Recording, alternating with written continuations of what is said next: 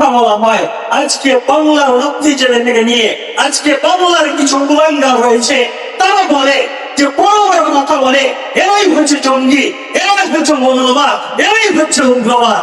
এইভাবে আঙ্গুলা দিয়ে জঙ্গি বলে তাদেরকে ওই সমস্ত আলেম ওলামার গ্রন্থকে জায়গা করতে চায়। ওই সমস্ত বাংলা কুলাঙ্গারদের আমি সেই আজকের ওই সমস্ত যুবকদের মাঝে সারাই গ্রামের আলোচনা করলাই জিয়াদের কথা বলা হয় না, যার কারণে আজকে কল্যাণ জমিনে ধর্ষণের পর ধর্ষণ, 5 বছরের শিশু কন্যা থেকে 90 বছরের বৃদ্ধা পর্যন্ত আজকে এই যুবকদের হাতে ধর্ষণ হয়, খুন হয়, জবাই হয়।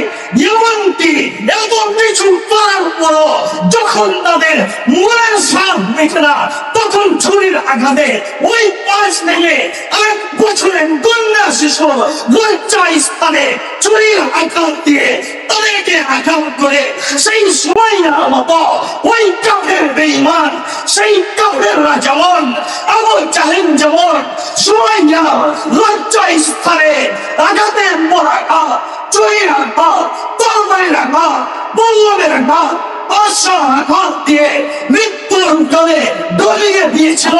আমার যে এই সমস্ত বাংলার কুলাঙ্গারদের সামনে এই সমস্ত সার্বিক গ্রামের জীবন আলোচনা না হওয়ার কারণে তারা আজকে পশুতে পরিণত হয়ে পাগের খাওয়া দিয়ে পাগের গর্জন দিয়ে আমার আপনার মা বন্ধের ইজ্জত লঙ্ঘন করছে, ইজ্জত লঙ্ঘন করছে। তার একমাত্র কারণ হলো আজকে আমরা সাহাবীদের ইতিহাস তাদের সঙ্গে ভালোভাবে আলোচনা করতে পারছি না। আজকে কোরআন হাদিসের বাণীগুলি তাদের মাঝে পৌঁছাইয়া দিতে পারছি না। আজকে হাদিসের কথাগুলি তাদের মাঝে ভালোভাবে উপস্থাপন করতে পারছি না, যার কারণে আজকে যুব সমাজ পালক আসক্ত হয়ে গেছে, যার কারণে আজ যুব সমাজ নারী আসক্ত হয়ে গেছে, যার কারণে আজ যুব সমাজ অর্থের মাহের হয়ে গেছে, যার কারণে যুব সমাজ আজকে ধ্বংস হয়ে যাচ্ছে।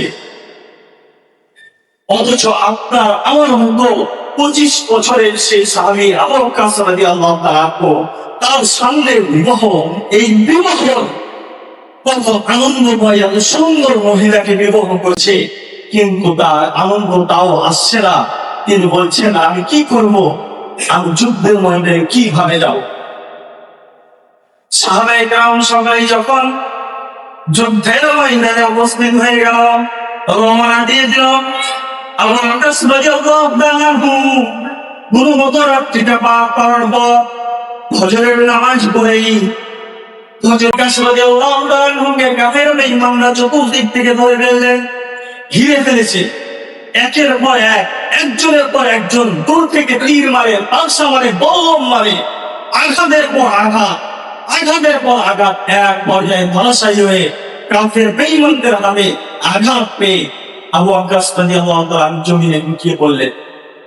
সেই যুদ্ধে অনেক সাহাবায়ে কেরাম জীবন দিলেন। দেওয়ার পর যুদ্ধ শেষ হওয়ার পর, সংক্ষেপে বলছি, সময় অল্প, মাত্র 2-4 মিনিট যদি সময় অতিক্রম হয়ে যায় মনে কিছু করবেন না। যখন যুদ্ধ শেষ হয়ে গেল, যুদ্ধ শেষ হয়ে যাওয়ার পর এখন রাসূল সাল্লাল্লাহু আলাইহি সাল্লাম বলছেন যে দেখো আমাদের সৈন্য সেনার মধ্যে কে কোথায় আছে, কে কোথায় বদল হয়েছে নাকি খুঁজাখুঁজি করবের মধ্যে।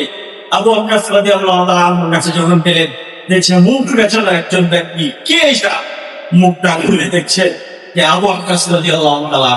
সুবহানাল্লাহ, বিবাহ সাপ থেকেই গেল, কিন্তু যুবক সাহাবী বিবাহ করতে পারলেন না, যুদ্ধের ময়দানে শহীদ হয়ে গেল।